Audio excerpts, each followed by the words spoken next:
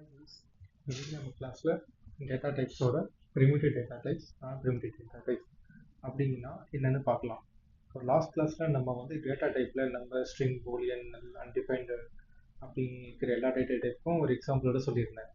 So அதுக்கும் நம்ம இப்போ பார்க்க போகிற நான் ப்ரிமிட்டிவ் டேட்டா டைப்புக்கும் என்ன டிஃப்ரென்ஸ்னு பார்க்கலாம். ஸோ ஃபஸ்ட்டு வந்து primitive data type. Primitive data type அப்படின்னா நம்மளால் எதுவுமே மாடிஃபை பண்ண முடியாது. ஒன்ஸ் நம்ம ஒரு வேரியபிள் டிக்ளேர் பண்ணிட்டோம் அப்படின்னா நம்மளால அதை அப்டேட் பண்ண முடியாது. ஸோ அதுதான் நமக்கு ப்ரிமிட்டிவ் டேட்டா டைப். ஸோ அதுக்கு வைஸ் வெர்சா தான் நான் ப்ரிமிட்டிவ் டேட்டா டைப். நம்ம நான் ப்ரிமிட்டிவ் டேட்டா டைப்பில் ஒரு ஆப்ஜெக்டையோ ஒரு அதேவையோ கிரியேட் பண்ணோம் அப்படின்னா அதை நம்மளால மாடிஃபை பண்ணி அப்டேட் பண்ணிக்க முடியும். ஸோ வாங்க நம்ம ஒரு ரியல் டைம் எக்ஸாம்பிளோட பார்த்துக்கலாம். லாஸ்ட் கிளாஸில் நம்ம ப்ரிமிட்டிவ் டேட்டா டைப்புக்கு ஒரு ஸ்ட்ரிங்கை வந்து எடுத்துக்கலாம்.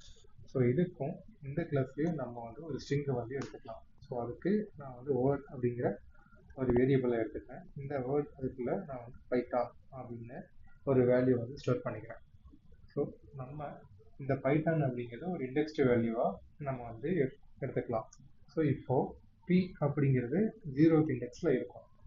ஸோ இப்போது இந்த பி அப்படிங்கிற இடத்துல நான் வந்து அப்டேட் பண்ணணும் அப்படின்னா நான் வந்து 0, இது வந்து 0th இண்டெக்ஸ். இந்த 0th இண்டெக்ஸை நான் வந்து டி அப்படின்னு நான் அப்டேட் பண்ண ட்ரை பண்ணுறேன்.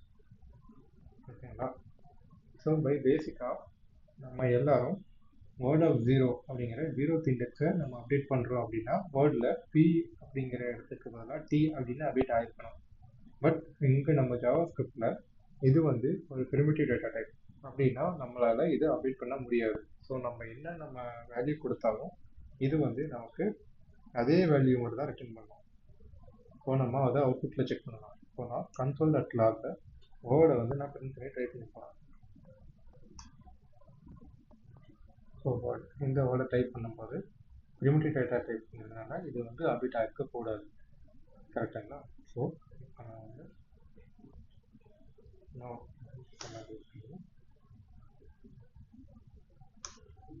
பார்த்தீங்களா, நமக்கு பைத்தான் அப்படிங்கிற வேர்டு வந்து அப்படியே தான் ஆகிடுச்சு. நம்ம இதுக்குமே அப்டேட் ஆகலை.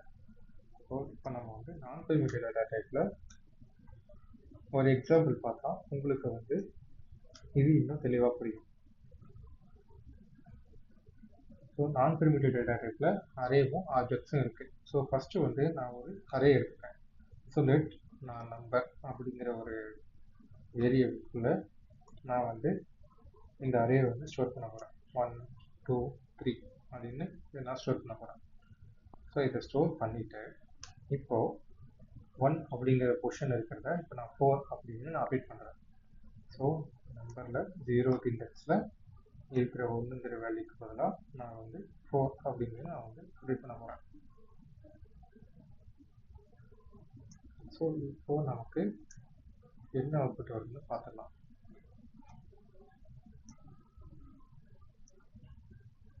பார்த்தீங்களா? ஸோ இங்கே 0th இண்டெக்ஸில் வெறும் 1 அப்படின்னு நான் கொடுத்துருக்கேன். ஆனால் 0 நம்பர் ஆஃப் 0ங்கிற இண்டெக்ஸில் நான் வந்து 4ங்கிற இன்னொரு அரேவையே நான் வந்து ஆட் பண்ணுறேன். அப்படிங்கிறப்போ 1ங்கிறது ரீப்ளேஸ் ஆகி எனக்கு அரே ஆஃப் 4ங்கிறது உள்ள வந்து அப்டேட் ஆகிட்டான். ஸோ இதே கான்செப்டில் நம்ம வந்து ஆப்ஜெக்டையும் பார்க்குறேன். ஸோ ஆப்ஜெக்ட் நான் வந்து க்ரியேட் பண்ணுறேன்.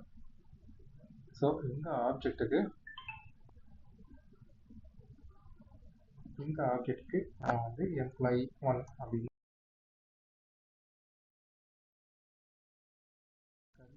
வரணும். ஸோ இந்த employee1ஓட நேம் எடுத்துக்கலாம். நேம் வந்து ஜான் அப்படின்னு நான் வந்து சூஸ் பண்ணிக்கலாம். ஸோ இவனோட ரோல் இவன் வந்து டெஸ்டர். அடுத்து இவனோட கண்ட்ரி நான் வந்து பார்க்குறேன்.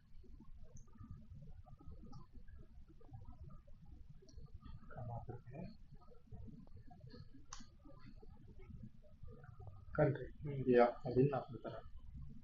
ஸோ இதே மாதிரி நான் வந்து இன்னொரு எம்ப்ளாயி வந்து கிரியேட் பண்ணுறேன் வித் சேம் டீட்டெயிலோட employee2. இந்த employee2க்கும் நான் வந்து சேம் வேல்யூ கொடுப்பேன். ஸோ இப்போது நம்ம இந்த employee1ஐயும் employee2ஐயும் கம்பேர் பண்ணால் என்ன வரும் அப்படிங்கிறத செக் பண்ணிடலாம்.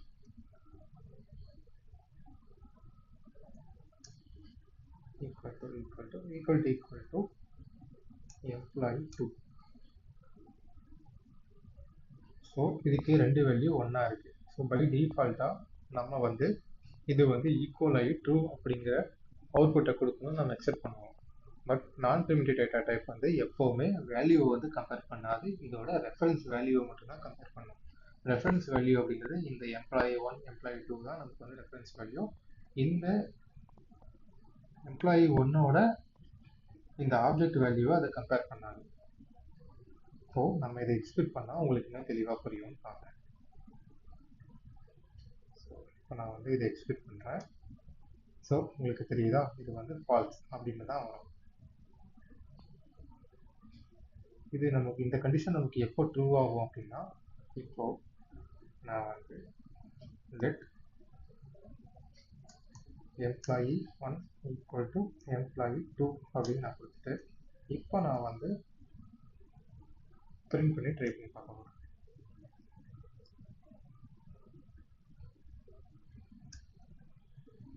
ஈக்குவல் டு எம்ப்ளாயி 2 1 பார்த்துடலாம்.